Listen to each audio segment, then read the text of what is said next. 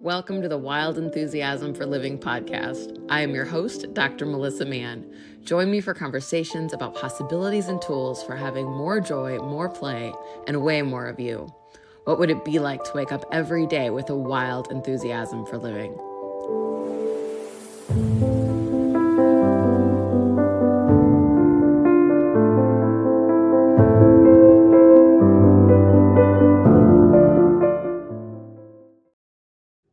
Hello and welcome to the Wild Enthusiasm for Living podcast. I'm your host, Dr. Melissa Mann, and I am here today with my new friend, Neil Gordon. Neil is a best-selling author of the book, The Most Powerful Sentence of All Time, and he is the former editor of Dutton, which is now a division of Penguin Random House. So thank you so much for being here with me today, Neil. How are you? I am great, Melissa. And may I just say, I love the introduction music for your show because it just makes me want to go to like Omega Institute or the Esalen Institute and sit in a big Adirondack chair and sip herbal tea. It's just great. I love that. That's amazing. Yeah, I mean, it has that vibe. It has that vibe. It's just great. Yeah, and the foliage, the whole thing is beautiful. That's amazing. Well, thank you so much. And I was telling Neil before we hit play on this that, he sends out the most amazing emails. So if you're not on his email list, for gosh sakes, get on it. And they're so nurturing. And Neil has such this authentic voice in the world, which I find is so hard to come by these days. So, which it's amazing because you're an author. And so I wanted to talk to you a little bit about that today. We were talking about imposter syndrome. And, it's funny because you had mentioned to me, hey, let's, maybe talk a little bit about imposter syndrome and your silver bullet concept. And since you sent me that email, I think 3 or 4 people have come into my office going, I'm really struggling with imposter syndrome. Yeah. So I was like, there will be a podcast. So talk to me a little bit about it. I mean, I think most people might know what imposter syndrome is, but maybe explain it a little bit. And what is the antidote? When I was younger and just trying to find my way into being not so much just a freelance editor or ghostwriter or whatever that might have been back then, but actually positioning myself as an expert, I had this idea that I needed to go and be fancy like you, Melissa, with the PhD after my name kind of thing. I needed to be Dr. Neil Gordon. I needed to have letters after my name. Otherwise, nobody would listen to me. And my dad, who was a school teacher, he's my late father now, but he was a school teacher and was in the education world. And he was adamant that I not go for grad school and I not try to do the thing, because he always tried to impress upon me that getting letters after your name and going through all of the academic rigors and all of that isn't what people ultimately want. They might think on some context that they do, but I felt like an imposter because I didn't have formality and credentials and all of that. But what I started to learn, maybe the planted the seed with the conversation with my father all those years ago, but then eventually what I came to understand is that if people can get change, if people can create some sort of positive, meaningful result in their life in response to advice that I give, why would I want to delay that for 8 years and go and get the letters? Why not just go and do the thing? And so overcoming imposter syndrome was overcoming this belief that I didn't have value to share with the world and that other people weren't interested in that value. Yeah, I think that's something a lot of people struggle with. And, I can tell you firsthand, letters after your name, not letters after your name. Right. Let me tell you, we all have it. And, some people feel like they don't deserve the letters after their name or, right. It's so interesting. And I always tell people letters, no letters, school, no matter how many years of school you've been in, it doesn't really mean anything if you can't create change for somebody. If if you're not actually showing up as an authentic voice and creating something that people find value in. So, I mean, I really love that concept of it doesn't matter. It's like, what can you bring to your clients, to the world, to wherever you're positioned, And it's not about that. So that's really amazing. Well, I appreciate that you resonate that with Melissa, and especially in the context of already having the letters and still feeling like a fraud, still feeling like an imposter, because everyone deals with it, no matter who they are. And there was a story I heard. I've heard this this is one of those things that a lot of people talk about in one form or another. But Oprah Winfrey talked about how no matter who was sitting across from her being interviewed, they all asked, "Was that okay?" It was did I add value to the world? And we're talking about Beyonce and Barack Obama and people like that. Yeah, you did fine, Barack. So we all deal with it. My narrative happened to be, I don't have letters. A person who already has the letters be like, I don't deserve these letters, just like you said. And so I hope people listening or watching appreciate that this is something that we all deal with no matter Yeah, what. And we all have an absolutely. opportunity to overcome it. Yeah. So tell me about that. Like, how did you got to that for yourself. Your dad said, don't go to grad school. How did you end up doing what you do and overcoming that? How did you kind of get through that? What's interesting is that going all the way back to 2017, I was struggling. I had developed the methodology, an early version of the methodology that I now teach to people today, but there wasn't a lot of response from the marketplace. I also didn't really know how to market myself back then. And I did some trainings, I tried some programs, and then in 2017, I finally figured out that if I marketed myself to public speakers, that would be a very concrete, tangible way to convey the value of the process. It works for authors. It works for people appearing on podcasts. It works for all sorts of different things.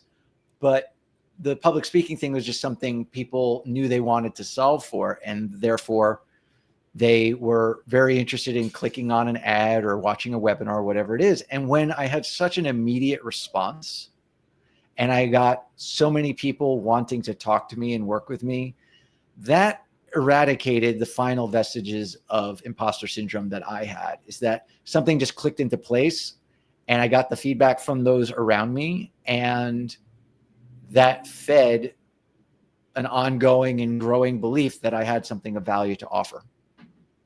Wow, that's incredible. So how does somebody get over imposter syndrome? Like, what would Yeah. you kind of are like, I just did it. I don't know. And it worked, which is amazing. How does somebody who is a public speaker, who's, about to become a public speaker, wants to get up on stage, but is terrified, or even has to lead a meeting? I mean, this goes in so many different places. Yeah. It might be in the public eye, but I think about even my husband's a manager, and he Mm-hmm. gets up and leads meetings of a few hundred people. And he tells me every time he's terrified, but he does it, Yeah. Yeah. So how does somebody get through that terrified thing? What I like to teach people, and this is both in the context of a formal public speaking engagement, and also like what you just described with your husband, when you're there to lead people towards some kind of outcome and you're starting to feel that I don't belong here kind of energy that surrounds imposter syndrome, one thing that can really help is to make as concrete in your mind's eye as possible a picture of what their world will be like on the other side of the transformation you can help them to have. So if you're going to have this big speaking gig in front of 700 or 800 people, let's say, and it's got the big fancy theater and the big technology thing, and it's 2 minutes before you're going to go on and you're starting to feel that tightness in your chest because what am I doing here kind of thing, take a moment to think about, all right, what is it you're helping people to do? And then you answer that question for yourself. What are they struggling with right now? Why is it painful to them? Well, it's painful because of this. What will it look like once they listen to me? How will their life be better if they listen to me? And then you think about that. And then you've done an important thing there. You've not made it about you anymore. You've made it about them. And by taking the focus off of yourself and your attention and anxiety and placing it on their transformation, you're automatically going to give your nervous system a dose of this tranquilizing kind of assuaging kind of energy, like some kind of salve for your nervous system, basically, because effective communication values the recipient over the sender anyway. So if you shape your communication around that, around their benefit, it'll just be less tension for you. That makes so much sense. Yeah. And I think that that's so common. Even, I'm a psychologist and I Yeah. work with, things like social anxiety and, Right. just generalized anxiety and things like that. And, even in a concept of I'm afraid to talk to people, even if it isn't in a public speaking sense, thinking about the other person more than you, because there's such a misconception that like everybody's judging you, everybody's looking at you. And obviously if you're on stage, yes, everybody is looking at you, but Right. but Right. it's really about the other person. It's about what am I delivering? What is the transformation? And being present with what is it that I am delivering? What is my role in this is so different. And what are they receiving is so different than what are they thinking about me or how are they judging me or, where it feels like all the energy's on you instead of the other. So that's such a simple, but yet really profound concept. Yeah. So I appreciate you sharing that. Now, you had said something about a silver bullet concept. Is that or is that something else?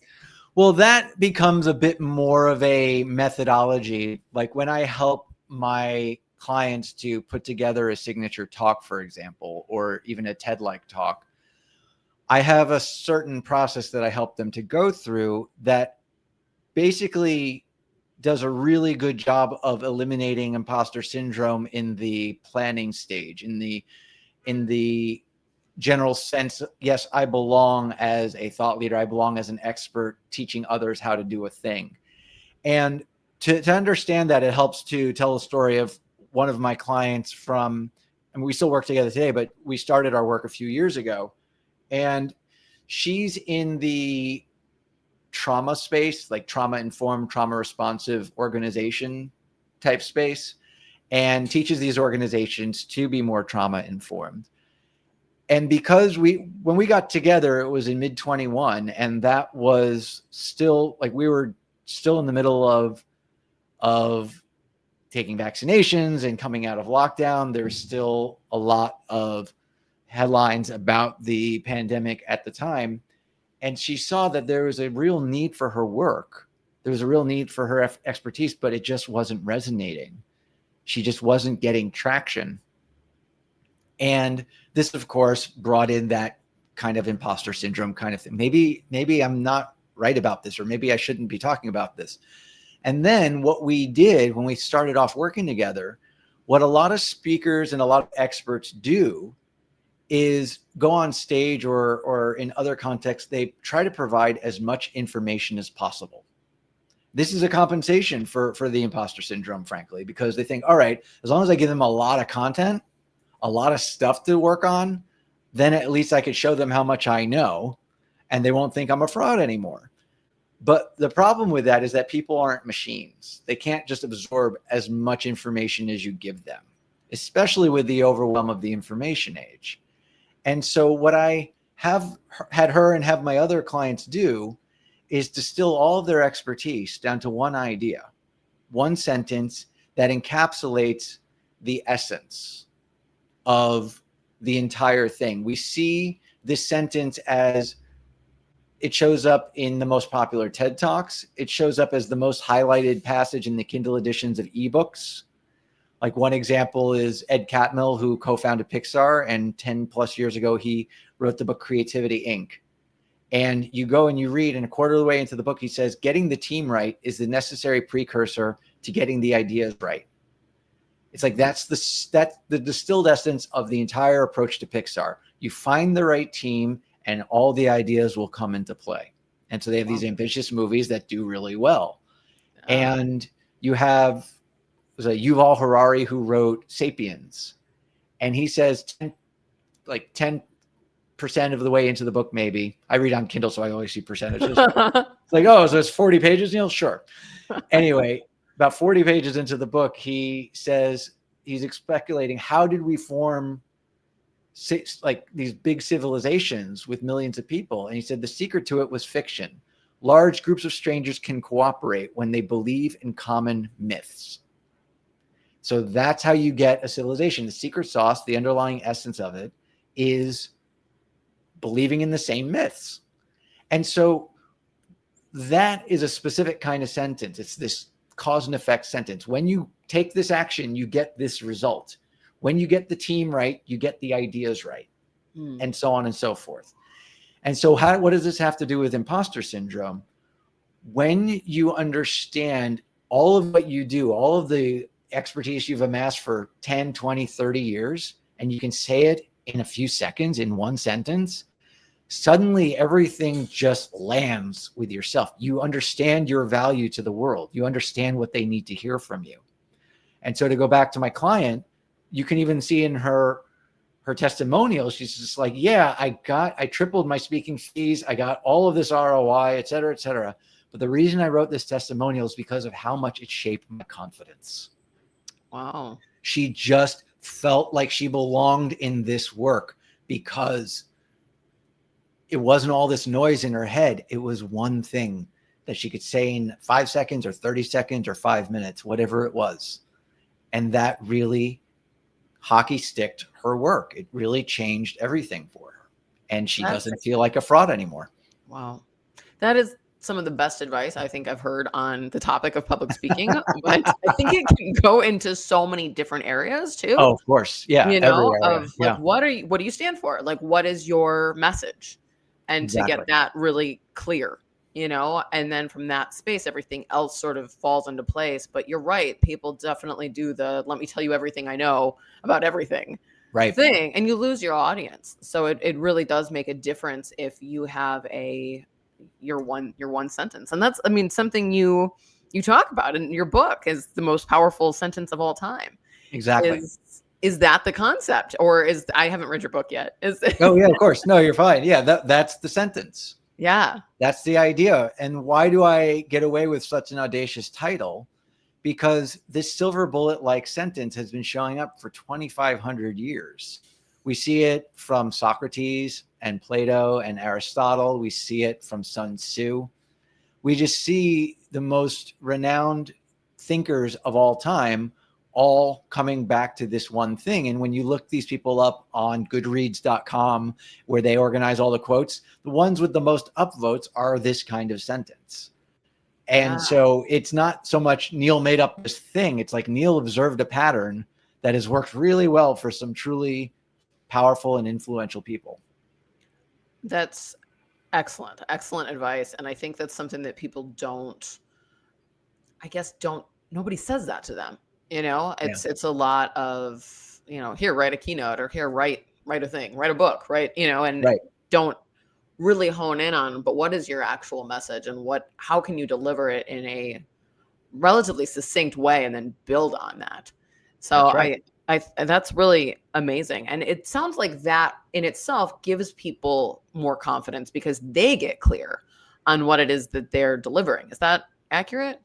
That's exactly right, Melissa, because when we have that clarity for ourselves, we just show up differently in any given situation. And I look at it, it's a balancing, I'll be very transparent with you here. It's a balancing act for this not to sound like hubris. Yeah. But when somebody asks me about the work that I do, it's like, oh, they're going to really get something out. They might have been just a small talk question, but they're going to actually get something of real value here. I can't wait to share this with them, kind of thing, because I know its value. I know how it's helped people. And I also know why it's helped them in that way. Yeah. So what is your silver bullet? So the way when I teach this, when it comes to people having some kind of media conversation, like on a podcast or whatever, I look at silver bullets for any one of us as sort of like an organizational chart of a company, where I have like a CEO silver bullet, and then you have all these other ones. And what's interesting, again, in the spirit of transparency, just in the last couple of weeks, I've been thinking, after years of thinking I had one silver bullet as the larger idea, I've been questioning whether there's a different thing to answer that question with, right? So I've already said it earlier. The one I've been going with for years now is that effective communication values the recipient over the sender. Oh yeah, that's it. Right? This is about service. This is about showing up and providing value to others. And that's how you create value and can identify your own value as well. If you help others to create meaningful change in their lives. Now, the wrinkle that I've been playing with, and I've never spoken about this publicly until now, is I've been wondering if, because that's a really big idea that relates to not just content creation like talks and books and stuff, but also about interpersonal communication, listening more, just holding space. That's valuing the other person.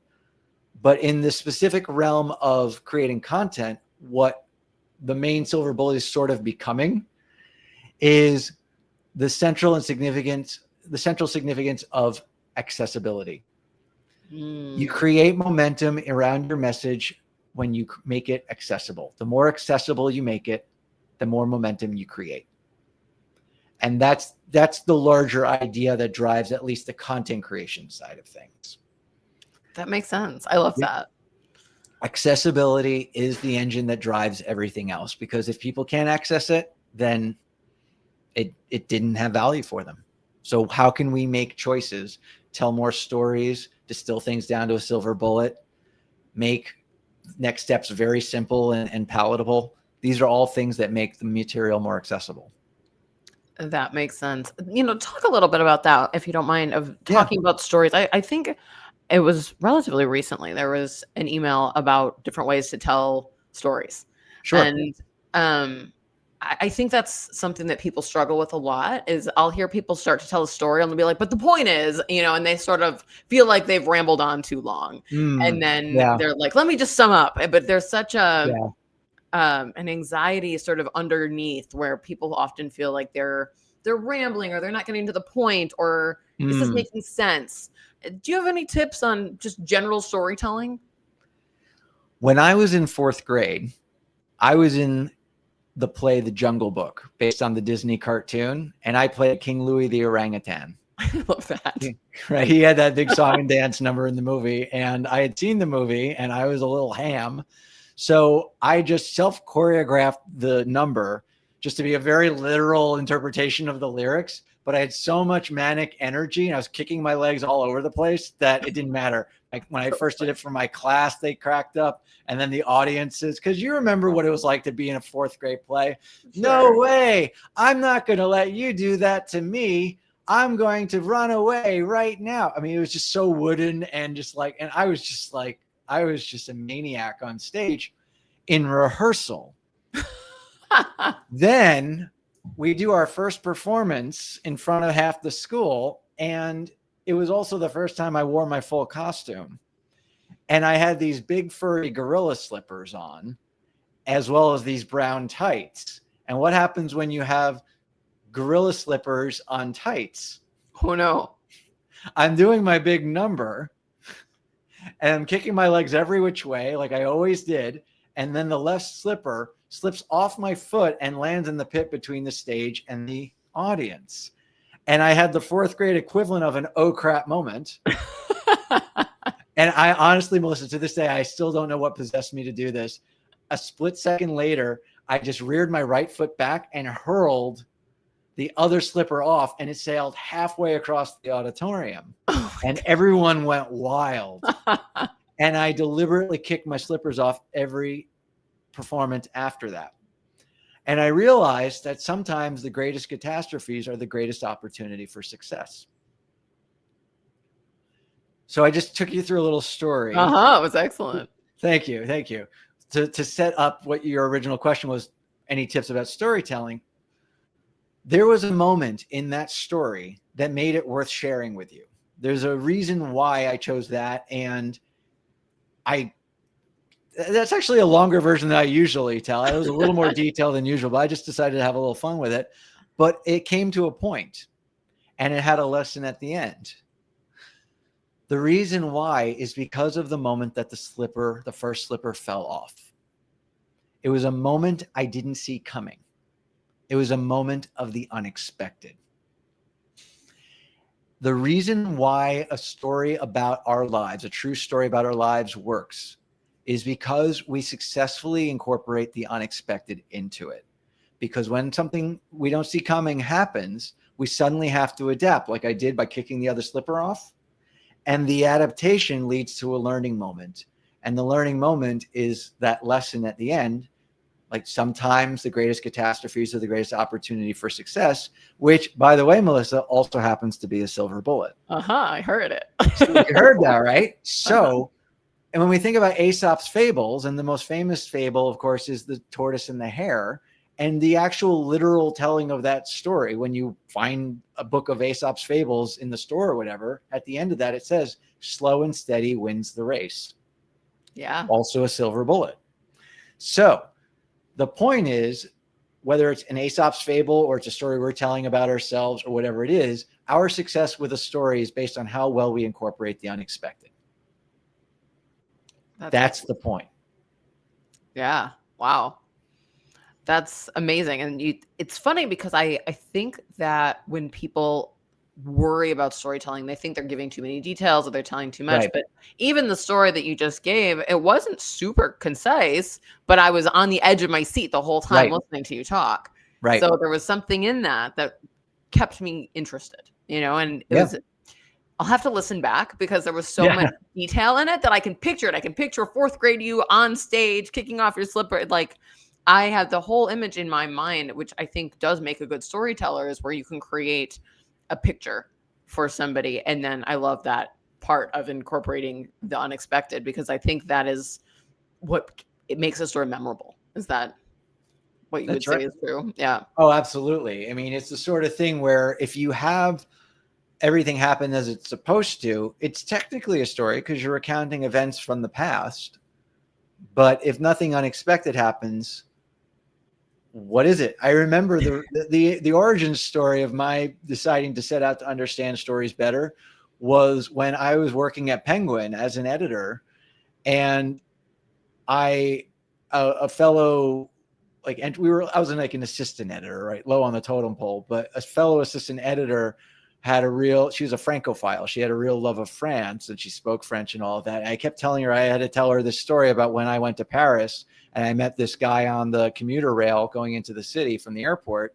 And I kept telling her about it. And then all the story was like, yeah, I met this guy and he just kept railing on about how obsessed Americans are with Diet Coke. I do not understand why Americans love Diet Coke so much. Why do they love Diet Coke? And that was the entire story. And this is after building it up for like weeks or months or whatever it was. And she said, that's the entire story. And I'm like, well, yeah. And it was like, I realized it was lame as hell. And then she gave me some advice, actually, when you tell a really lame story, then you say, and then I found $5 because that just at least gives you something to work with. But the truth is, Melissa, is that, and then I found $5, as ridiculous of a tool as that might be, at least it's unexpected. And I didn't understand that back then. But looking back, I was like, oh, she was telling me to incorporate the unexpected into my stories more. So that was when I realized how bad of a storyteller I was and how I needed to make sure I got better at it. It's so good. It's so good. You just did it again. You told a story about telling a story. Yeah. Well, look, I've seen so many people talk about the power of storytelling, Melissa. And the one thing they all have in common is that they don't tell stories. Yeah. It's so funny. Oh, that's amazing. Well, thank you so much. It's such a gift. Is there anything that you would like to leave our listeners with? Anything that you just would like to make sure that people know? I would emphasize something that I said earlier with another, I'll try to make this super quick story of when I was eulogizing my late father. I was talking about how when I was 10, we went to the store and he saw this big open vat of jelly beans. And instead of scooping them and weighing them by the pound like he was supposed to, he did what he wanted to do. He just had some jelly beans. He just took them out and just ate them. And we thought that was hilarious. And I tell this story at the beginning of my eulogy, and his sister, my aunt, is sitting in the front row. She's the very embodiment of a warm Jewish grandmother, right? And I start telling the jelly bean story, and she's like, blurts out in the middle of my eulogy, "That's the story you're gonna tell?" And I muscled through that moment. I don't know how, but I did. And I made the larger point that as a teacher, my dad was also often given the problem kids. And what he was supposed to do is treat them like delinquents. But he wanted to do is treat them like stars. And that's exactly what he did. So my dad's life is a reminder to not do what we're supposed to do what we want to do, like take jelly beans. And my aunt was no longer incredulous over this frivolous story. She had this big teary smile on her face. She called me the following week to say how much she appreciated what I said, because it helped her to understand her brother in a whole new way. Wow. The larger point I want to make to our audience, Melissa, is that the value of your speech or your book or whatever it is you share with the world isn't based on what you say. It's what your audience does once you're done saying it. And even if we flub a line or we make a mistake or what have you, even if someone gets something of value, a tip, an insight, whatever it is, and they create meaningful change in their lives, you've been successful with that. So to come full circle to the imposter syndrome, when you remember that and you hold that image in your mind, everything else will open up for you. Thank you, Neil. Thank you so much for being here. And I'm so grateful to have gotten to have this conversation today. How can people find you if people are looking to reach out to you? Well, you can find me at my site, neilcanhelp.com, where you can either fill out an application if you'd like to talk about working together, or you go down to the bottom of the homepage and you can just find a contact form there. And if you're interested in just dipping your toe into this world, then my book, The Most Powerful Sentence of All Time, is the best first step for you. Amazing. Thank you so much. Thank you for being here. And thank you all for listening. See you all next time.